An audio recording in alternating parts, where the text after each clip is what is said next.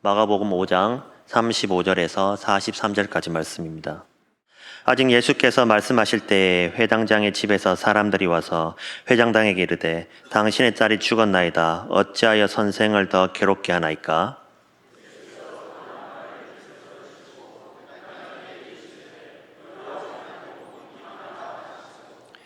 베드로와 야고보의 형제 요한 외에 아무도 따라옴을 허락하지 아니하시고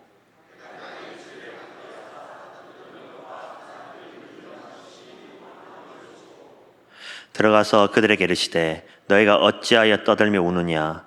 이 아이가 죽은 것이 아니라 잔다 하시니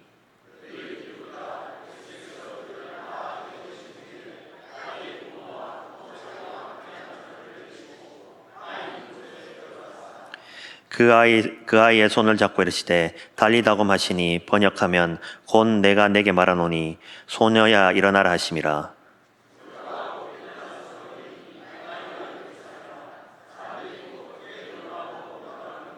함께 보겠습니다. 예수께서 이 일을 아무도 알지 못하게 하라고 그들을 많이 경계하시고 이에 소녀에게 먹을 것을 주라 하시니라. 아멘. 사람은 누구나 자신의 인생에서 기적을 갈망하면서 살아갑니다. 그 이유는 인간은 시적 공간, 물질이라는 물리적 환경 가운데 있기에, 그리고 자신이 원하지 않는 삶에 직면했을 때 뭔가의 힘을 빌어서라도 극복하고 싶은 마음을 먹는 것은 참으로 당연할 것입니다. 우리는 한강의 기적이라 불리는 대한민국에서 살아가고 있습니다. 그러나 이러한 기적의 땅에 살고 있으면서 지옥을 경험하며 사는 사람들은 적지 않습니다. 교회라는 공동체에 속한 그리스도인은 세상에서 경험할 수 없는 기적을 경험하였거나 앞으로 기적을 경험하기로 된 예비된 사람입니다. 바로 기적의 사람인 것이죠. 그럼에도 적지 않은 그리스도인들은 기적을 기적으로 여기지 않거나 기적을 경험했음에도 그것을 깨닫지 못하고 살아가는 경우가 참으로 많습니다. 남들이 부러워하는 나라에 사는 것보다 중요한 것은 먼저 나 자신이 행복해지는 것입니다. 우리가 교회라는 공동체에 속했다는 것은 분명 은혜입니다. 하지만 그 은혜가 되기 위해서는 먼저 나 자신이 기적을 경험하는 주인공이 되어야 할 것입니다. 오늘 본문에는 12살 먹은 소녀가 다시 살아나는 기적의 드라마가 증언되고 있습니다. 분명 죽었습니다. 나이 많은 사람뿐 아니라 죽음은 청년도 삼키고 죽음은 어린아이도 삼킬 수 있습니다. 12살 먹은 소녀가 그가 죽은 그 곁에 예수님께서 다가오셨습니다. 그리고 한마디 말씀하십니다. 달리다굼. 이것은 아람말입니다. 본래 아람어인데 이것은 그 당시에 상당히 많이 쓰여졌던 보편적인 말이었다고 합니다. 그럼 언제 쓰는가 하면 우리 아이들이 청소년기가 되면 아침에 잘 일어나지 못합니다. 그래서 아빠 엄마가 아침에 되면 날이 밝아오면 우리들의 자녀를 깨웁니다. 누구야? 너 일어나. 그럴 때 쓰는 말입니다. 달리다라는 말은 아주 작은 것, 미천한 것, 불쌍한 것, 그리고 연약한 것, 그런 것을 뜻하는 단어입니다. 달리다, 즉 작은 아이야라고 부르는 것입니다. 굼은 일어나라는 뜻입니다. 그래서 달리다굼은 나의 사랑하는 작은 아이야, 일어나라라는 말입니다. 이 말씀과 함께 이 소녀는 벌떡 일어납니다. 새로운 삶이 그에게 시작된 것입니다. 일어날 수 없는 사람이 일어나는 기적 같은 일이 일어난 것입니다. 사랑하는 수정교회 성도 여러분, 오늘 우리가 살고 있는 시대는 그야말로 절망의 시대입니다. 다시 일어날 기력이 없어 주저앉아 버린 인생을 우리 주변에서는 얼마든지 자주 찾아볼 수 있습니다. 그들에게 필요한 것은 기적입니다. 단순한 도덕이 아니라, 단순한 사회적 갱신이 아니라 그들에게 필요한 것은 기적입니다. 생명의 기적이 필요합니다. 그들이 들어야 할 것, 그 다른 것이 아니라 바로 예수님의 음성을 들어야 하는 것입니다. 달리다굼, 사랑하는 누구야, 일어나라. 이 음성을 듣는 자마다 다 일어날 것입니다. 오늘 본문에 나타난 그 기적, 그것이 나의 삶 속에서 일어나기 위해서, 내 삶에서 기적을 경험하려면 우리는 무엇을 해야 할까요? 첫 번째로 문제를 가지고 예수님 앞에 나올 줄 알아야 합니다. 오늘 본문의 사건의 시작은 사실은 35절이 아닙니다. 좀 더 앞서서 22절부터 시작됩니다. 마가복음 5장 22절에서 23절 말씀을 제가 봉독하겠습니다. 회당장 중에 하나인 야이로라 하는 이가 와서 예수를 보고 발 앞에 엎드려 간곡히 구하여 이르되 내 어린 딸이 죽게 되었사오니 오셔서 그 위에 손을 얹어서 그로 구원을 받아 살게 하소서 하거늘. 이 소녀의 아버지는 회당장이었다고 성경은 기록하고 있습니다. 회당장은 그 당시 이스라엘 사회에서 높은 지위에 있었던 사람이었다고 할 수 있습니다. 우리는 이 회당이 단순한 종교적 기능만 발휘하는 곳이라고 생각하기 쉽습니다. 그러나 이 회당은 이스라엘 백성들의 삶의 한복판에서 중심에 있었던 그런 기관입니다. 이것은 물론 종교적 기능도 수행하지만 더 많은 사회적 기능이 수행됩니다. 회당은 학교 역할도 했고 심지어는 재판소 역할도 감당했습니다.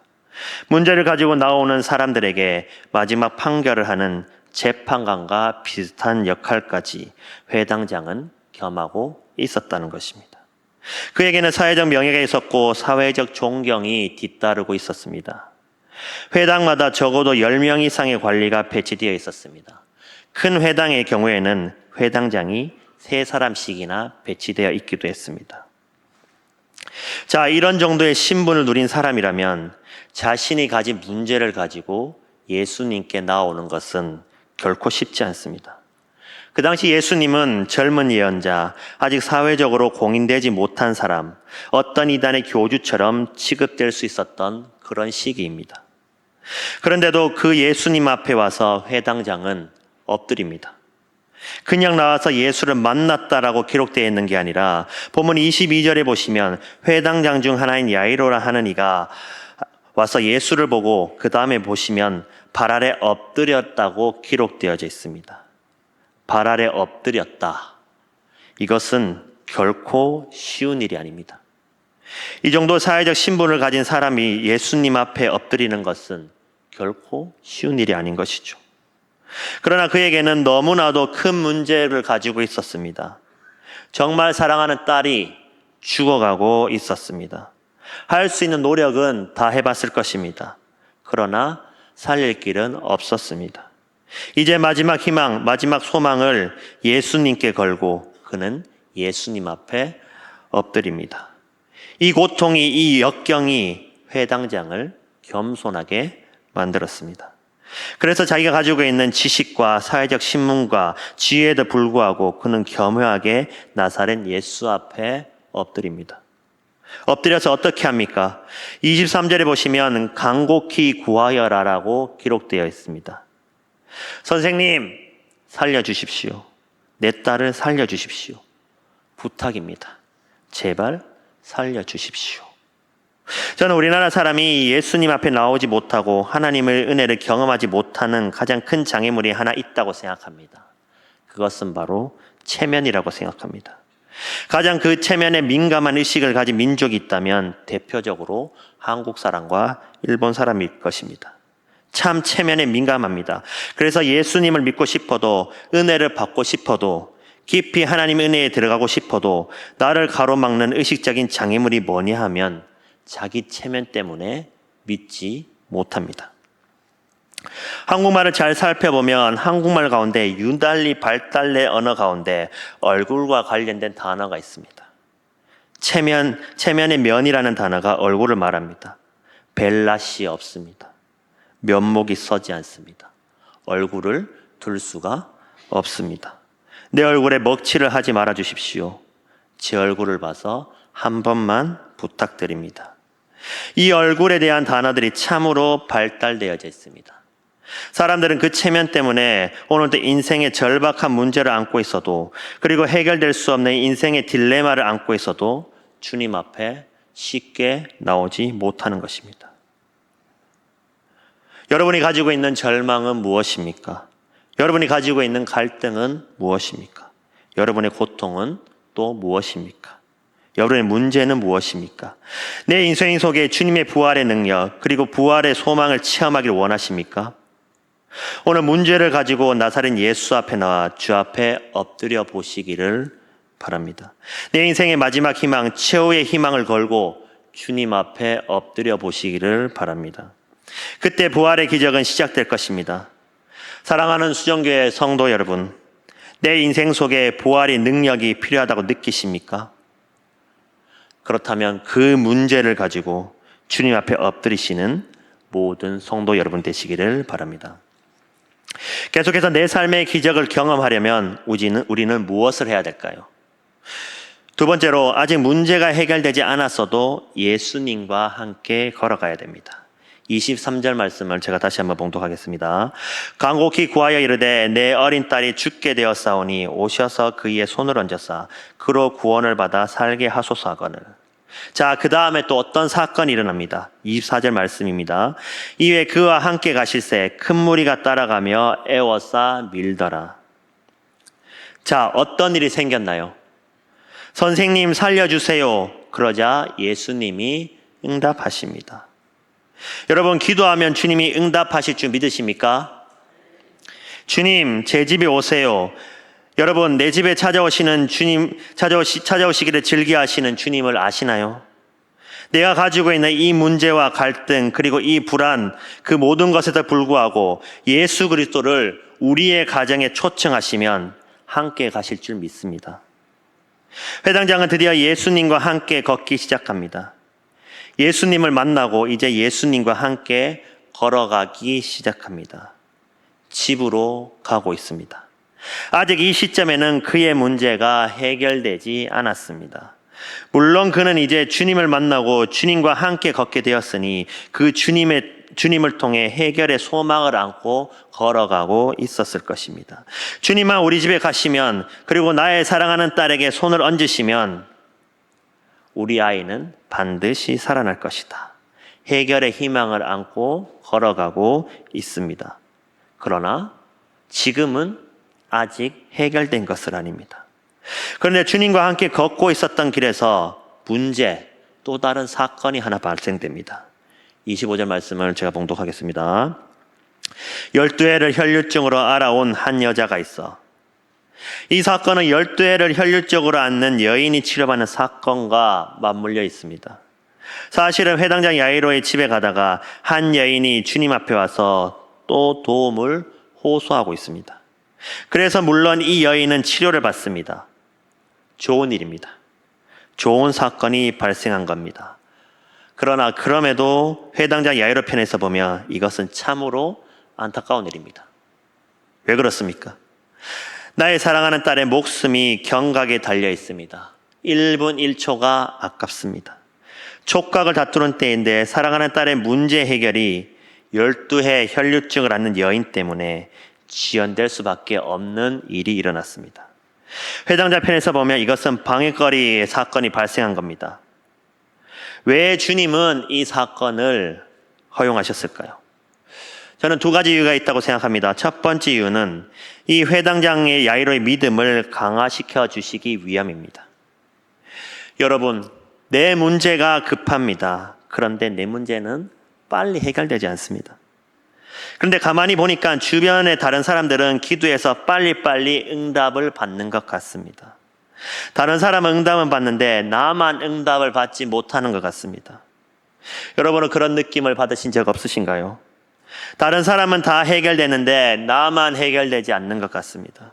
다른 사람들의 기도는 응답받는데 다른 사람의 문제 해결을 경험하는 그 사건을 보게 되는데 그 사건을 보면서 우리는 무엇을 느낍니까? 하나님, 다른 사람의 기도는 다 들어주시는데 왜 내 기도는 안 들어주십니까? 이렇게 접근해서는 안 될 것입니다. 내 친구의 기도를 응답하신 주님, 그 주님은 내 기도도 응답해 주실 줄 믿습니다.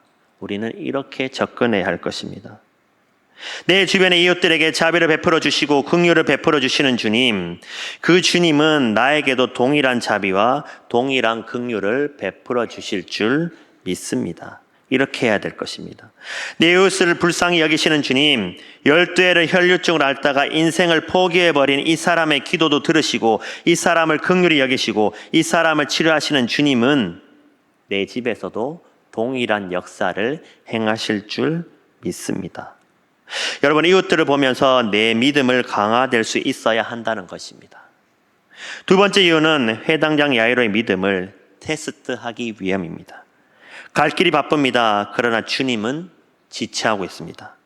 자, 성질 급한 사람은 여기서 모든 것을 버려두고 돌아갈 수 있습니다.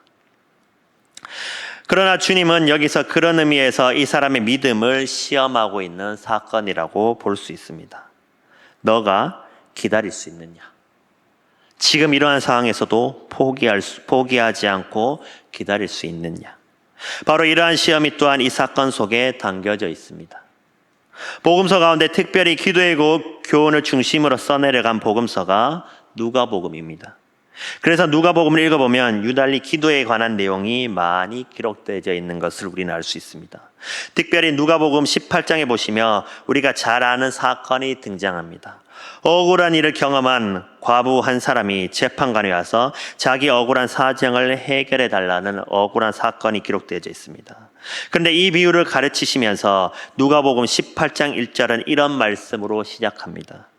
항상 기도하고 낙심 말아야 할 것을 비유로 말씀하십니다.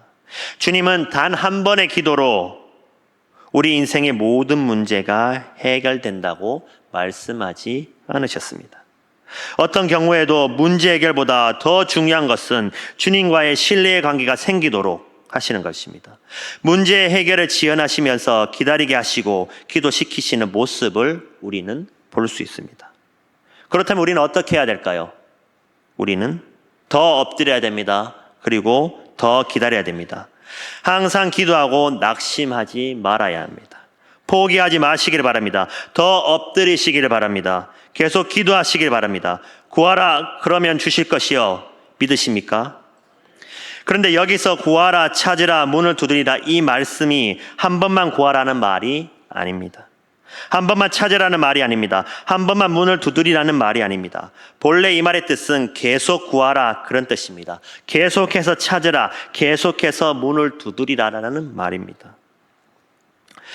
여러분, 몇 번 두들겨 봐도 이 문은 열릴 것 같지 않게 잠겨 있습니다.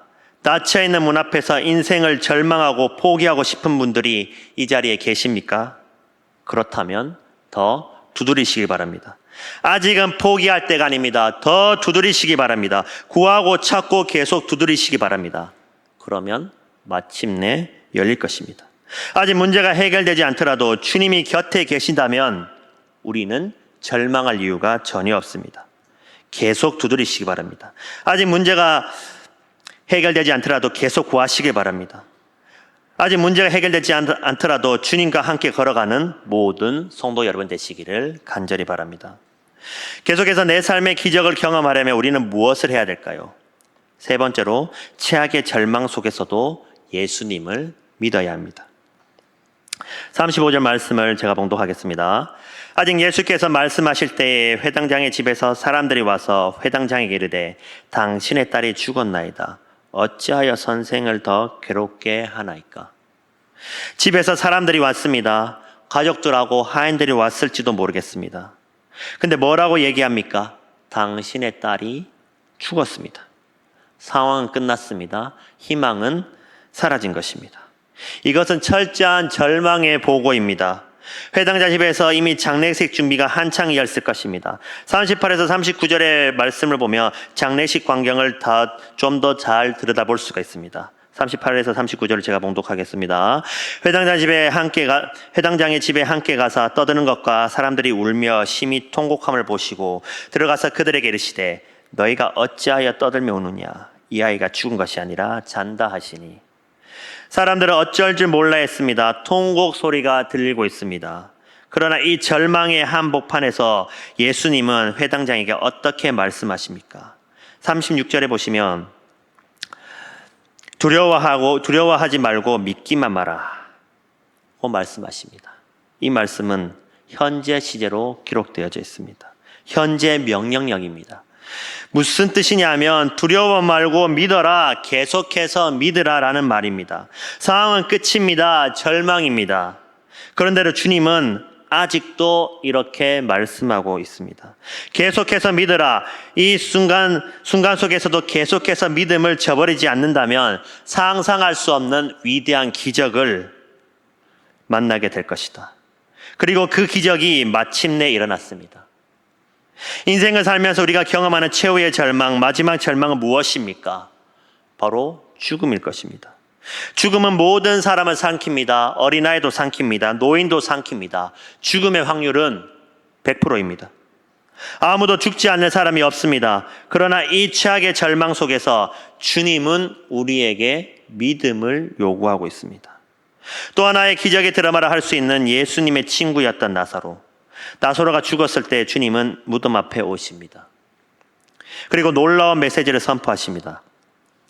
나는 부활이요 생명이니 나를 믿는 자는 죽어도 살겠고 살아서 나를 믿는 자는 영원히 죽지 아니하리라. 하지만 거기서 끝나지 않습니다. 그 다음에 내가 이것을 믿느냐라고 하십니다. 우리가 이 최악의 절망 속에서도 주님을 믿으면 그 믿음을 통해서 하나님의 영광의 기적을 반드시 체험하게 될 줄 믿습니다.